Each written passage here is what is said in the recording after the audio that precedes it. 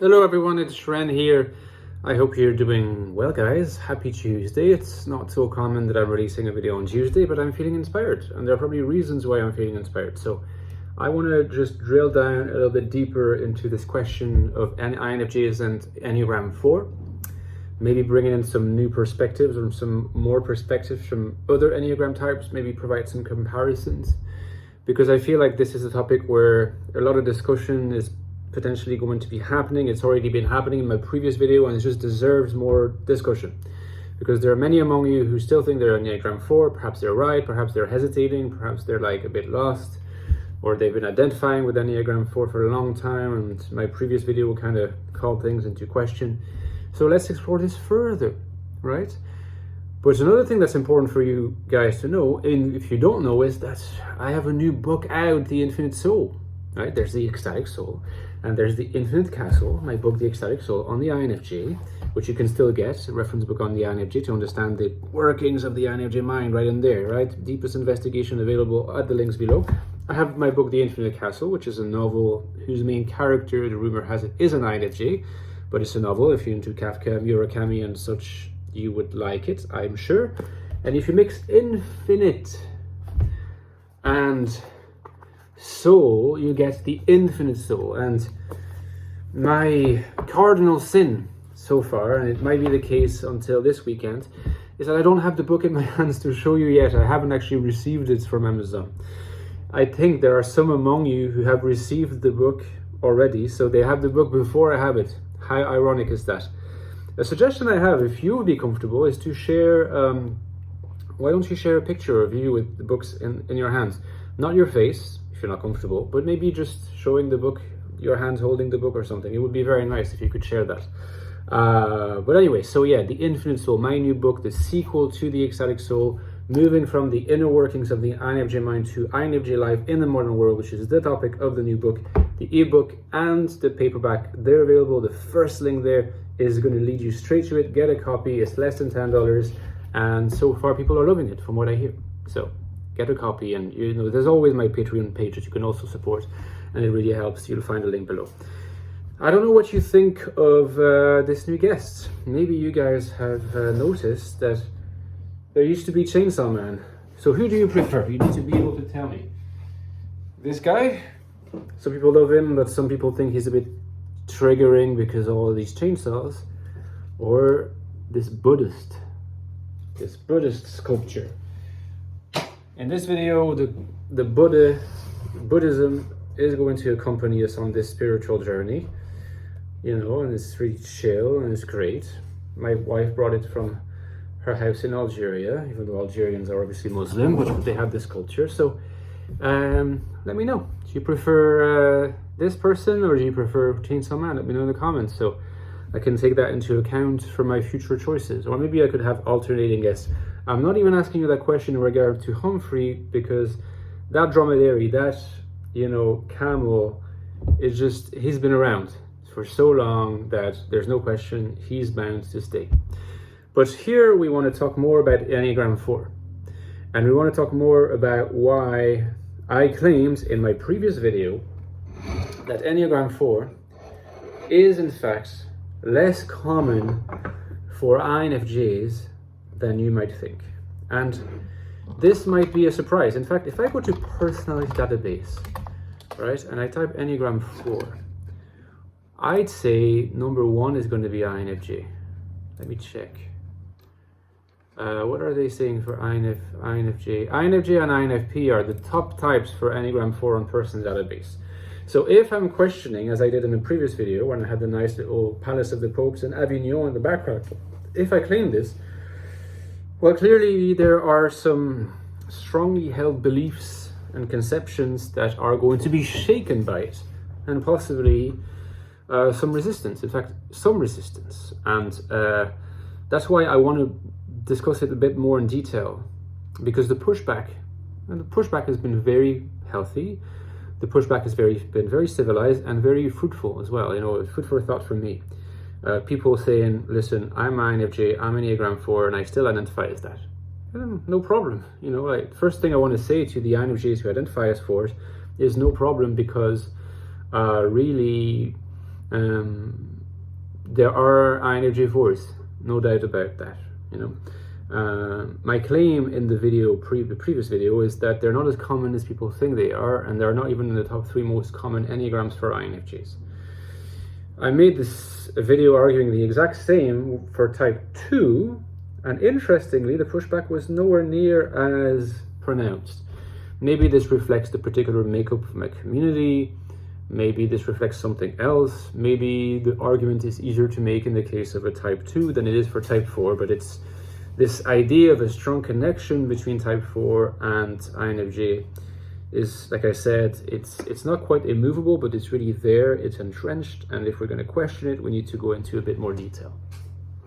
So, to reiterate, really the most fundamental point, right?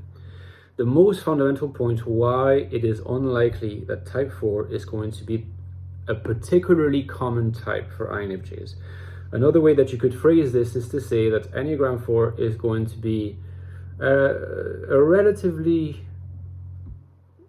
not quite uncommon, but you know, neither common nor uncommon type for INFJs. Not in the top 3, but possibly in the top 5, knowing that there's only really 6 or 7 types that an INFJ can be. They're never going to be 8, or hardly ever, or probably never. They're never going to be 3s, or hardly ever.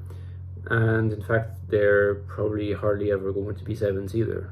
Although, I don't exclude the possibility of 7, but it's going to be super rare. So, for the other 6 types, well, yeah, maybe type 4 is in the top 5 because, you know, maybe there is a type that's at the, you know, occupying the 6th spot in terms of the most common, right? But like I said, that doesn't mean that you can't be a 4. It just means that if you're an INFJ 4 and you buy at least in part my argument, it would be good practice, a good exercise for you to just take a step back and really consider the issue and then make an informed decision whether you're happy to continue identifying as a 4 because you've decided that that's perfectly fine, that you know, you listen to what I had to say, you take on board at some level, and you said, all things considered, yeah, still a 4, no problem, okay? But there might be some among you who think, following, you know, in response to some of my arguments, that perhaps 4 is not my Enneagram core. And remember, I say Enneagram core, I don't say Enneagram tout court, full stop, because it's good to think, forget about the wings for a moment, because the wings can be more confusing than you think. Think of the tri-type. There's always an Enneagram for your heart, for your head, and for your gut. Your core is either your heart, your gut, or your head. So if you're a core 4, you're a hardcore and you're a 4. But it doesn't mean that in your tri-type you can't have, like, say 6 and 9 or 5 and 1 or things like that. So my claim would be that there's a lot of INFJs who have 4 in their tri-type. Right? I think that it's more common for INFJs to have 4 in their tri-type than to have 3 in their tri-type, which is, you might not be surprised. In fact, I think it's more common for INFJs to have 4 in their tri-type than 2 in their tri-type. But it's not a core. And the reason why it can't be a core, or it can rarely be a core, is because of this whole question of how you relate to the question of identity, the question of who you are and where you stand. So identity is a very core concept for the 4, but I think it's misunderstood through an angle that leads people to identifying as 4s due to this misconception of 4 identity. And in fact, in the comments to my previous video, there was confirmation of that. There's been people, more than one person, coming to me and saying, well, your argument is interesting because you're saying 4s are very confident and very secure in their sense of identity. I thought, so the commenter thought, the question of identity was actually the struggle for the 4.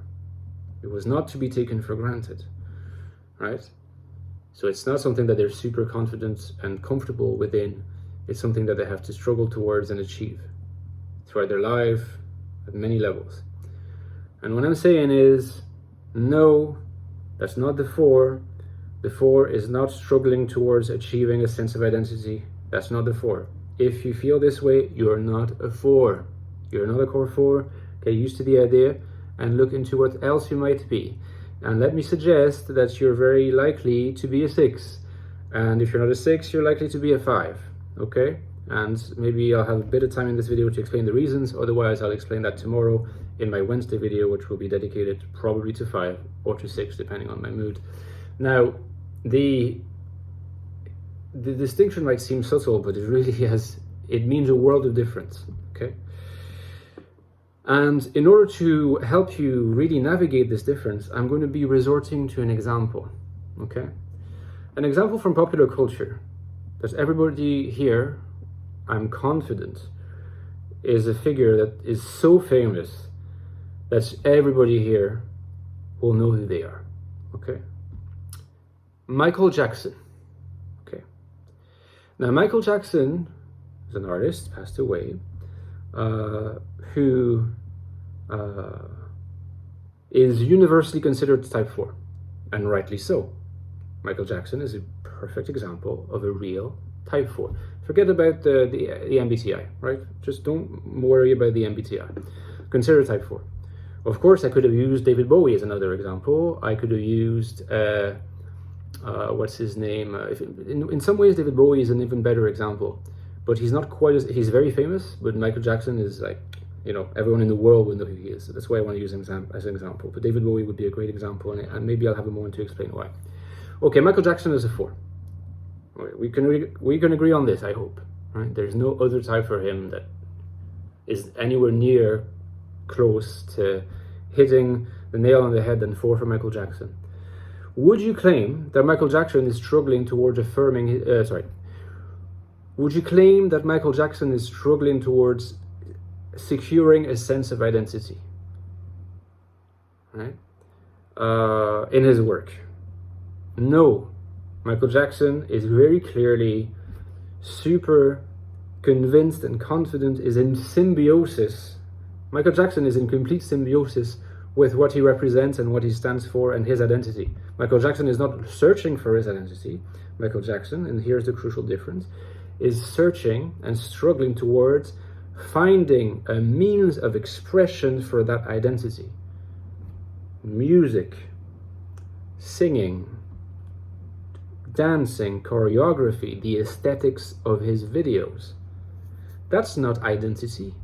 That's a means of expression of identity that is already existing. Okay? It's hugely different from, say, the relationship to identity that you have in existentialism, in existential philosophy, where you're constantly searching for your identity. That's not a 4 concern. The 4's concern is, my identity is there, I want to be able to express it. 4, romanticism. 6, and to some degree 5, existentialism. Right? Existentialism, identity is a perpetual struggle.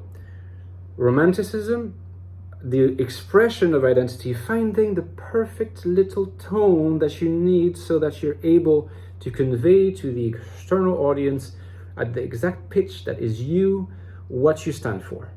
That's Michael Jackson, that's David Bowie. All right? And David Bowie, in fact, went through lots of different incarnations across his career, as many facets to express that extremely strongly felt sense of identity. That's just the 4, and that is, I'm sorry to say, not something that I see a lot in INFJs. Right? The INFJ, because of alienation, because of the disembodiment, because don't forget that embodiment and sense of identity are very closely connected. This is a point that, by the way, I'm reading on Hegel at the moment that he makes, so, you know, he's not the one to make it. Look at David Bowie, look at Michael Jackson, extremely embodied people. The more disembodied you are, whether through the lens of a type 5 or a type 6, often head types, the more the question of your identity is going to be a real struggle. You're going to have to find your way towards it. Right? It's not going to be a matter of finding the means of expressing it. Your means of expression is the story of how you reach your identity.